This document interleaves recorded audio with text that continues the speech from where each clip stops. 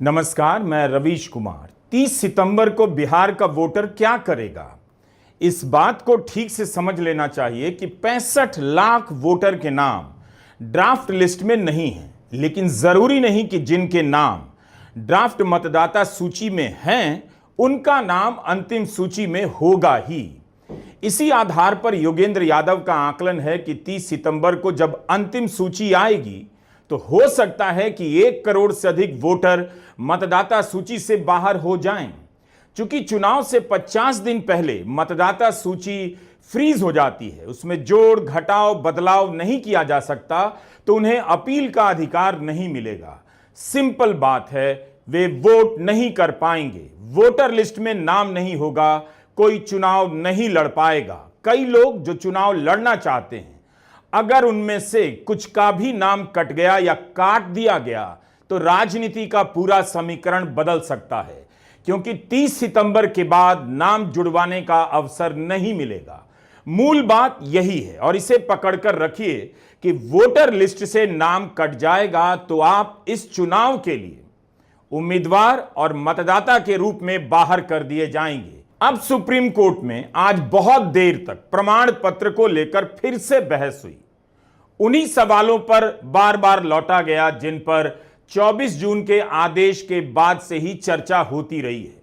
मतलब गाड़ी आगे नहीं बढ़ी है।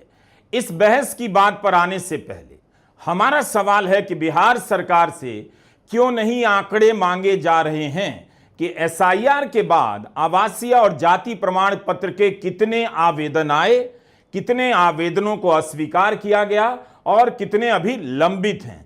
बिहार में एसआईआर से पहले कितने जाति प्रमाण पत्र और आवासीय प्रमाण पत्र जारी हुए हैं, इतनी बड़ी बहस हो रही है। क्या इस बहस में बिहार सरकार की कोई भूमिका नहीं? ऐसा क्या है कि हर स्तर पर पर्दादारी है? क्यों बातों को छिपाने का प्रयास हो रहा है? क्या राज्य सरकार खुद से आंकड़े नहीं दे सकती कि उसके रिकॉर्ड के अनुसार आवासीय प्रमाण पत्र कितने बने हैं और कितने रिजेक्ट हो गए हैं?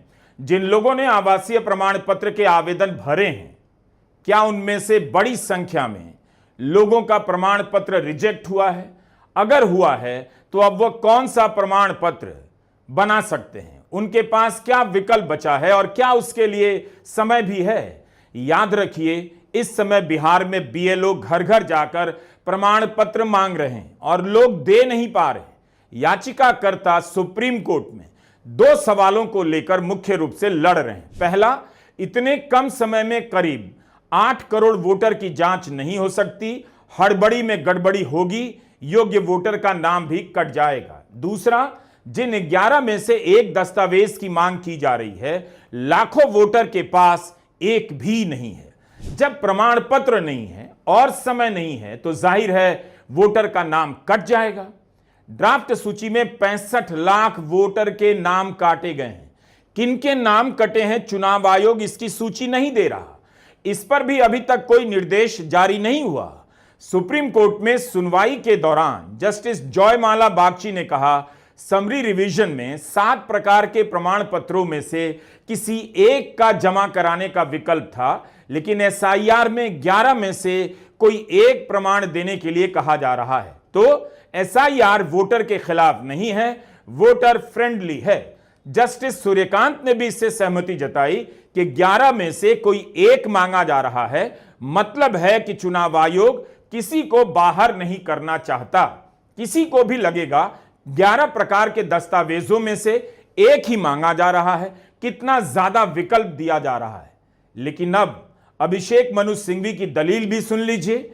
सिंघवी अदालत के सामने यह बताने का प्रयास करते हैं कि 11 प्रकार के दस्तावेजों से प्रभावित होने की जरूरत नहीं। देखा यह जाना चाहिए कि कौन सा प्रमाण पत्र ज्यादा से ज्यादा लोगों के पास है और कौन कम से कम लोगों के पास है। यानी वे कोर्ट का ध्यान इस पर ले आना चाहते थे कि कौन से प्रमाण पत्र हैं जिन्हें स्वीकार नहीं किया जा रहा है। इसके बाद वे झारखंड में हुए रिवीजन और बिहार में चल रहे एसआईआर की तुलना करते हैं। दिखाते हैं कि झारखंड में आधार कार्ड मांगा गया लेकिन बिहार में नहीं मांगा जा रहा है, जबकि आधार प्रमाण पत्र का कवरेज ही सबसे ज्यादा है। पासपोर्ट को लेकर सिंघवी ने कहा, बिहार में 36 लाख लोगों के पास पासपोर्ट है। इस पर जस्टिस सूर्यकांत ने कहा, यह काफी उत्साहजनक है कि बिहार में 36 लाख लोगों के पास पासपोर्ट है। तब सिंघवी ने कहा, वोटर के हिसाब से देखें तो सिर्फ 1% के पास ही पासपोर्ट है।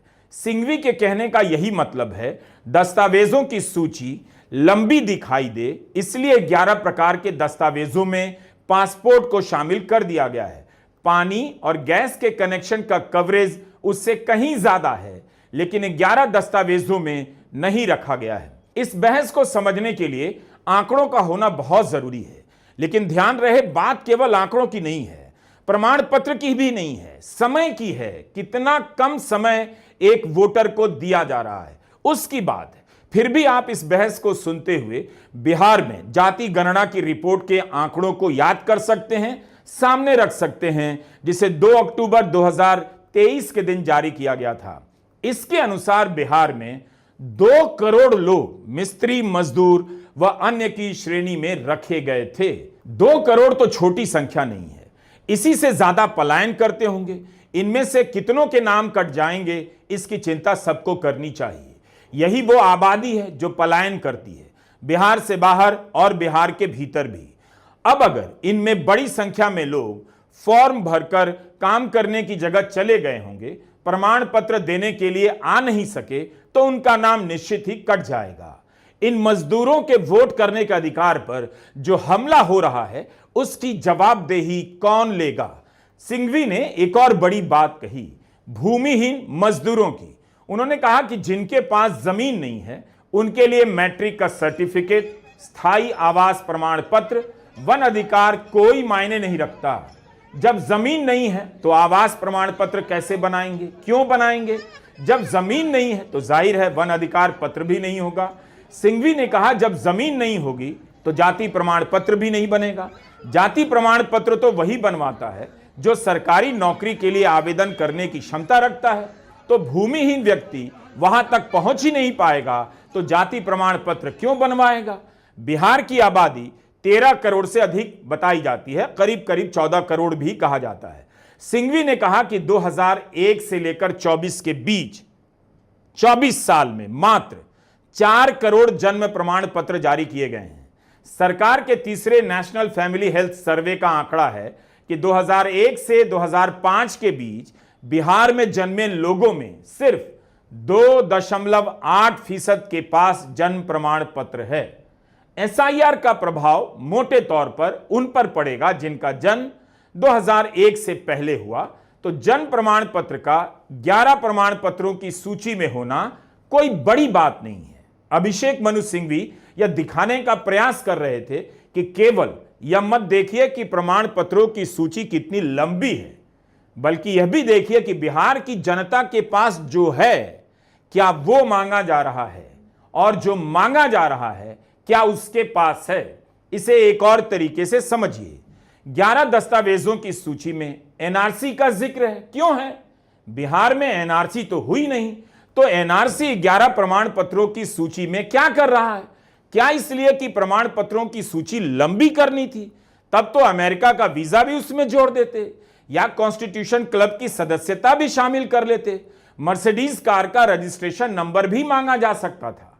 लेकिन बिहार की जनता से पूछिए, प्रमाण पत्रों की सूची इस तरह से 11 नहीं 100 या 1000 भी कर देते। आपको पता होना चाहिए कि बिहार में 0.44% आबादी के पास अपनी गाड़ी है, कार वाले 1% भी नहीं हैं। 95% से अधिक आबादी के पास यातायात का कोई साधन नहीं, यानी करीब 12.5 करोड़ के पास यातायात का अपना साधन नहीं है। सिंघवी ने कहा कि बिहार में आवासीय प्रमाण पत्र बनाने का चलन नहीं है।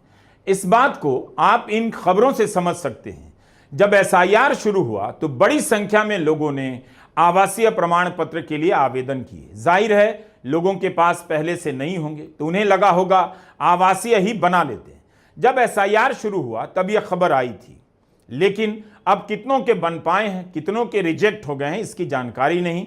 ना सरकार की तरफ से कोई आंकड़ा दिया गया है। मीडिया भी चुप है, सरकार भी चुप है। जमीन पर वोटर की हालत क्या है किसे पता है, या इसकी परवाह किसे है, जिससे राज्य की जनता इतनी गरीब है कि उसका बड़ा हिस्सा महीने का 10,000 भी नहीं कमा पाता है, उससे पासपोर्ट मांगा जा रहा है। सिंघवी ने भी कहा क्रेडिट कार्ड बड़ी संख्या में लोगों के